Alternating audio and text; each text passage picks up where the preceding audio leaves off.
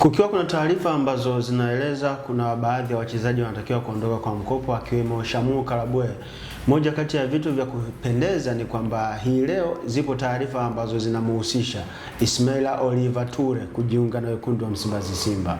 Huyu ni kitasa wa Stellenbosch, ile ambayo ilicheza na Simba Sports Club nusu finali ya kombe la shirikisho barani Afrika 2024-2025. Leopard. Simba wamerudi sokoni. Kwa tetesi zilizopo ni kwamba Oliver Ture yuko Tanzania tayari kwa lengo la kujiunga na wekundu wa Msimbazi Simba. Ni mchezaji wa aina gani na ni kwa nini, yani kitu gani special ambacho anaweza kaja kukiofa kwenye kikosi cha Simba? Kwanza tuanze kwa kusema kwamba tunakubaliana Simba wanajenga timu, ama ile project ya Mwalimu Fadlu Davis bado inaendelea. Ile project ya Fadlu Davis imeshakufa. Wanajenga timu, anaanza upya. Kwa kila kocha akija mpya anaanza upya. Yaani wao mpaka dunia itatanduka wenyewe watakuwa wanajenga timu tu. Yeah, of course. Toure ni mlinzi ambaye tumemshuhudia akiwa na Stellenbosch msimu uliopita. Ukiwa ni msimu bora kwa klabu ya Stellenbosch ambayo waliishia hatua ya nusu finali wakati huo na kuweza kuondoshwa na klabu ya Simba Sport Club kwa aggregate ya bao 1-0, kwa maana mchezo wa kwanza wa hapa Dar es Salaam Zanzibar ambao ulifanyika, Simba alipata ushindi wa bao 1-0, bao la Jean Charles Ahoua, and then wakaenda kule Afrika ya Kusini, mechi ikaisha kwa 0-0 na Simba kutinga hatua ya finali ambapo alikwenda kucheza dhidi ya RS Berkane. So Toure alikuwa ni mchezaji ambaye alichangia pakubwa katika eneo la ulinzi la klabu ya Stellenbosch katika kufika hiyo hatua ambayo alishia msimu uliopita. Unaangalia the way ambavyo physical appearance yake, Haiti ambavyo yupo, atakuwa ana ofa katika eneo la mipira mirefu, kwa maana zile area balls Simba watakuwa wana huo uwezo wa kuwin. Lakini katika eneo la sharp mashambulizi tulikuwa tunaona the way ambavyo anakwenda kufanya ile tunasema marking.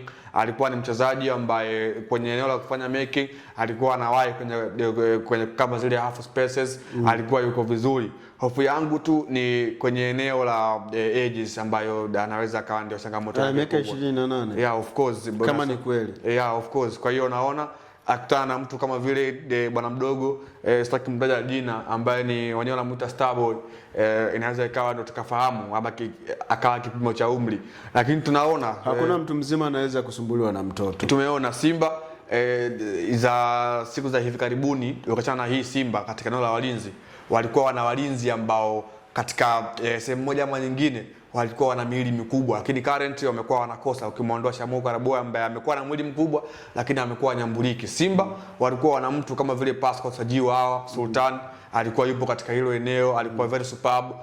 Miaka nyuma pia tunamkumbuka Muuganda yule Juko Murshid alikuwa bora katika hilo eneo, alikuwa anafanya kazi yake. Joshua Nyango Cheng alikuwa anafanya kazi yake kwa staili hiyo. Kwa hiyo naye pia Toure ni material ya hawa ambao nimewazungumza hapa. So Simba wanaweza wakapata hiyo replacement ya Shamu Karabwe ambaye wote hawa na Ivory Coast. Kwa hiyo anatoka mwa Ivory Coast anaingia mwa Ivory Coast kwenye kikosi. So Simba kama watafanikiwa kumpata Toure, compared Toure ana mahusiano ama ana miwale mazuri na Steven Becker ambaye ndio alikuwa kocha wake wakati akiwa na Stellenbosch. Kwa hiyo pengine huu ni usajili ambao mwalimu aliupendekeza kwenye viongozi na uongozi wa klabu ya Simba kwa kuheshimu kocha, lakini pia kutaka mafanikio wakaamua kumheshimu ama kumsikiliza kocha na kumfanyia kile ambacho anakihitaji kwa msimu huu, kumpatia mlinzi wa kati. Kwa maana katika ripoti ambayo mwalimu alipeleka kwa mabosi zake, kwa maana viongozi, ilikuwa mojawapo ni hili, kutaka beki wa kati, ambapo yeye mwenyewe aliona kuna shida katika hilo eneo, licha ya kwamba watu wengi wakiingia katika klabu ya Simba wanaona kuna utili mkubwa wa walinzi. Shamu Karabwe ambaye yupo, ambaye ndo anashuka kuondoka, Rushain Derak, Wilson Nangu, Abdurazak Hamza yuko pale. Unaona hao wote ni walinzi ambao wanaweza wakafiti katika ile eneo, lakini bado mwalimu akataka mlinzi mwingine. Kwa sababu gani? Anaona kuna shida ambayo ipo katika hilo eneo, kupata yule mlinzi ambaye anaweza ana sifa ya yule tunasema mlinzi kiongozi, kama ambavyo Simba walikuwa wana mlinzi kama vile Enock Inonga Baka siku za hivi karibuni. So kama Simba akimpata Toure inaweza ikawa ni sajili bora katika hilo eneo, lakini hofu yangu bado ipo katika eneo la namba. Pengine tunaweza tukashuhudia zaidi uzoefu na utulivu pasipo kupata ile tunasema kwamba kuchangamka sana. Of course. Kwa hiyo Simba kama akimpata Toure anaweza kawa amelamba dume katika hilo. Moja kati ya vitu ambavyo wengi wamekuwa wakijiuliza, nani anaondoka? Derak tunajua, nimewahi kupita sehemu nikakuta meneja wake kazungumza kwamba hata extend contract ya kuendelea kuwepo kwenye kikosi cha Simba. Lakini wakati huo anahusishwa Shamu Karabwe kwamba anaweza akaondoka kwenye kikosi cha Simba Sports Club. Nani anaondoka? Ni Delac anaondoka mapema au Shamu Karabwe anaondoka kumpisha Ismaila Toure, au wote wataendelea kuwepo afu kifika mwisho wa msimu ndio itaamuliwa nani aondoke? Yeah, of course, klabu kama Simba haitakiwi kuwa na mzigo kiwanjani ama kwenye timu ama kwenye kikosi. So ni lazima beki mmoja wakati atoke. Yaani sio rahisi kuwa na walinzi watatu wa kigeni katika kikosi kimoja. And then tunafahamu kuna maeneo mengine ambapo Simba wangepata huduma ya mchezaji wa kigeni ingeweza kuwalipa, kama eneo la namba 10 ambapo Jean Charles Ahoua naye pia anazungumza kuweza kuondoka.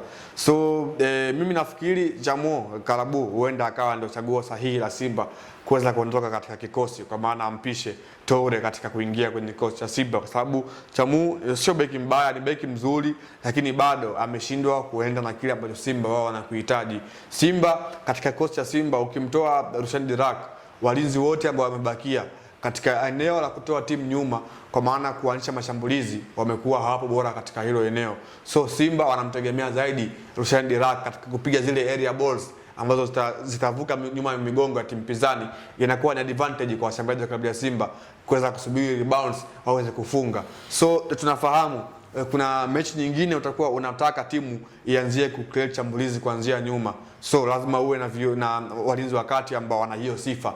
Na Toure ana hiyo sifa nzuri katika ile eneo. Tulikuwa tunamshuhudia sometimes mwalimu Steven Becker akiwa Stellenbosch alikuwa anajaribu kumswitch Fawaz Basadieng kutokea pembeni kuja katikati, anakuja kuweka pacha na yeye na Toure katika ile eneo, na tulikuwa tunaona ile transition ambayo inazidi kuanzia nyuma. Kwa hiyo katika engo la uchezaji Simba tutaona kwanza kutegemea mashambulizi mengi ya Simba yakianzia nyuma, kwa maana build up ya la shambulizi itakuwa linaanzia nyuma, ili mradi kujenga shambulizi ambalo ni imara na lenye manufaa kwa Simba. Kwa hiyo kama Simba ametulia na mwalimu ameselect huyu mchezaji, anaweza akawafaa kwa klabu ya Simba, lakini bado namba za mchezaji kwa maana ya umri inaweza ikawa ni kikwazo kwa klabu ya Simba, kwa maana aina ya competition ambazo Simba wanashiriki wanataka beki ambaye yupo na kasi muda wote na ambaye yupo active muda wote. Tumeona kama ukiwa hauna beki ambaye yupo active, akikimbizwa mara mbili mstari utamkamata,